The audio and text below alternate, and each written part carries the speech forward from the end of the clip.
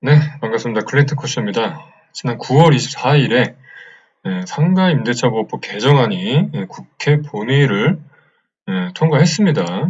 임대차 보 주택 임대차 보호법에 이어서 상가 임대차 보호법까지 또 이제 손을 본 건데요. 또 이제 주택 임대차 보호법이 개정됨으로써 이제 임대인하고 임차인의 갈등이 증폭하고 있는 가운데 상가까지 이제 임대인하고 임차인하고 갈라치기 하는 거냐, 이런 지적들이 나오고 있습니다. 자, 상가 임대차 보호법은 개정된 지 얼마 안 돼요. 2019년 언제죠? 4월부로 개정이 돼가지고 제가 표를 준비했습니다. 요때도 제가 이렇게 글을 올린 적이 있죠. 부동산 카페하고 블로그에다가 2019년 4월이면 불과 작년입니다. 작년에 이렇게 환산보증금 가액도 이렇게 올렸고요. 서울 같은 경우는 6억 1천에서 9억 원으로, 부산이나 과밀억제권역은 5억에서 6억 9천만 원으로. 이제 환산보증금이 뭐죠? 이 환산보증금이 이제 그 상가 보증금하고 월세하고 이제 환산해서 요 금액 안에 들어가면, 환산보증금 내에 들어가면 이러한 혜택이 이제 가능한 겁니다. 사실 2019년 4월에도 워낙 세입자분들에게 강력한 혜택을 많이 줬어요. 계약갱신 요구권은 5년에서 최장 10년으로, 그러니까 10년 동안 계약갱신을 청구할 수 있는 겁니다. 임차인이 임대인에게. 자, 그 밖에 이제 권리금 보호 회수 기간도 임대차 기간 종료 6개월 전부터 종료 시까지 줘가지고 권리금을 이제 보호할 수 있는 기간을 공식적으로 마련해줬고요. 자, 월세 인상은 이제 5% 이하로만 월세 인상이 가능하게 해줬고요. 보증금 회수, 후순위 권리자보다 우선 변제 가능하게 해줬고, 임차권 등기 명령도 가능하게 해줬고, 대항력도 이제 인도 플러스 사업자 등록 다음 날부터 효력이 발생하게 해줬고요. 아무튼 뭐 요때 2019년 개정된 시행령 개정분이죠.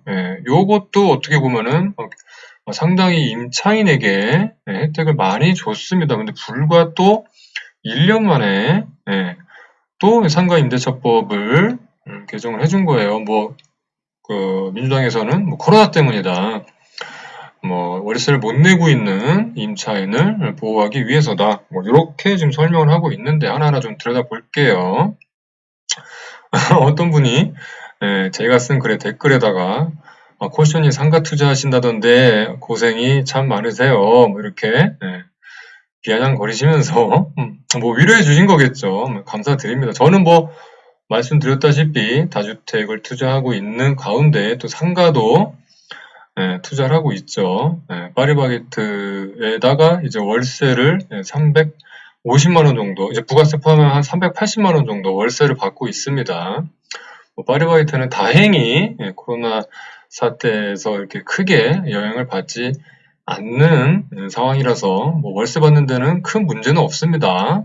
아마 이분은 저보다 더 좋은 브랜드에서 월세를 400, 500 이상 더 받으시는 분인 것 같아요. 아무튼 걱정 감사드리고요. 자, 어쨌든 이번에 통과된 상가 임대차 보호법은 크게 얘기해서 6개월 동안 월세를 연체해도 임대인이 계약 해지를 하지 못하게, 여기 있네요. 코로나19와 같은 1급 법정 감염병을 이유로 그러니까 감액 청구권, 월세를 임대인에게 인하를 요구할 수 있는 내용이 담긴 겁니다. 그리고 또 6개월 동안 월세를 연체를 해도 임대인은 계약을 해지하거나 계약갱신 거절을 할 수 없다. 원래는 3개월 연체가 되면은 임대인은 계약갱신 거절을 할 수가 있었죠. 크게 이렇게 두 가지 조항으로 나눠지게 되겠습니다. 하지만 임대인 같은 경우도 돈이 넘치는 분들이 상가 임대하시는 분들도 있겠지만, 대부분 이제 은퇴하신 분들이 재산을 다 긁어 모아서 대출도 영끌해서 상가나 건물을 산 분들이 대부분일 텐데요. 이분들은 또 올 초에 뭐 했죠? 코로나19 사태 터졌을 때 착한 임대인 운동이라고 정부가 또 주선하는 운동에 참여를 해가지고 월세를 스스로 깎아주시거나 뭐 이런 분들이 많았습니다. 그리고 정부는 소득세를 일부 정말 코딱지만큼이지만 일부 경감을 해줬죠.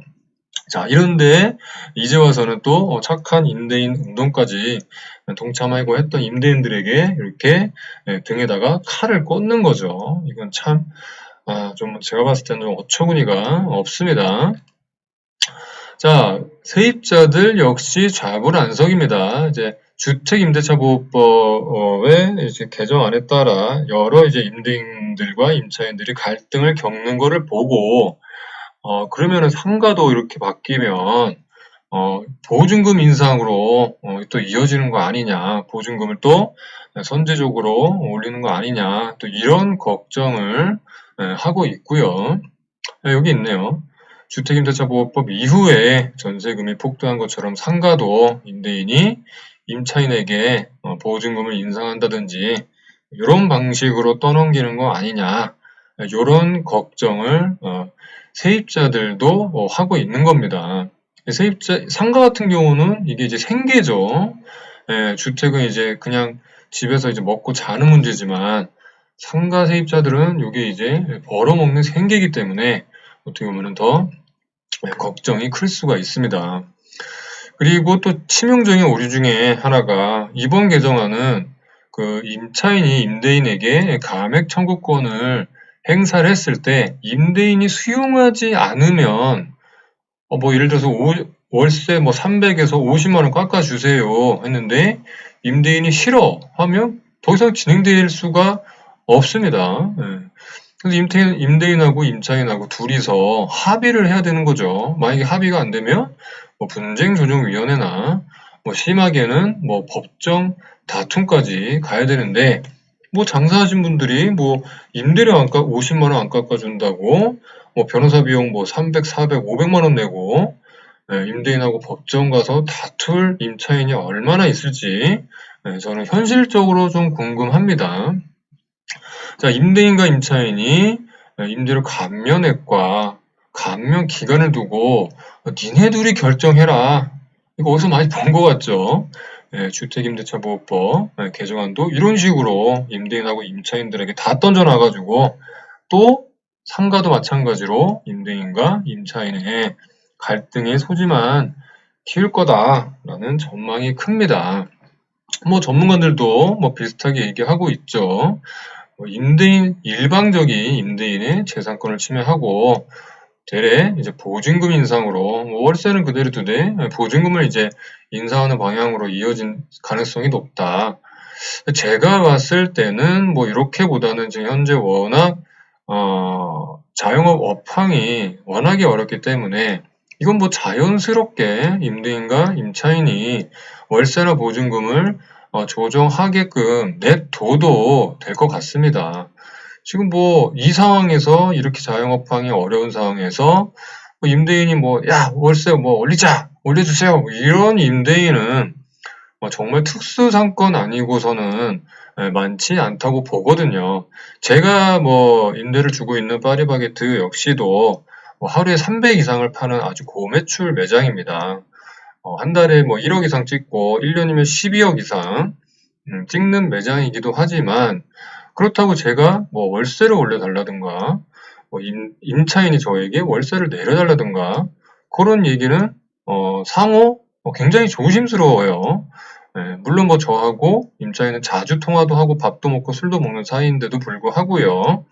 이런 식으로 서로 이제 좀 믿고 의지하고 서로 좀 조정할 수 있게끔 해야지 이렇게 한쪽 의견만 듣고 한쪽의 일방적인 희생만 강요하는 방법은 정말 아닌 것 같습니다. 정말 그리고 정부가 이 문제를 해결하려면 앞서 보셨던 이 착한 임대인 운동처럼 정부도 일부 부담을 해야 돼요.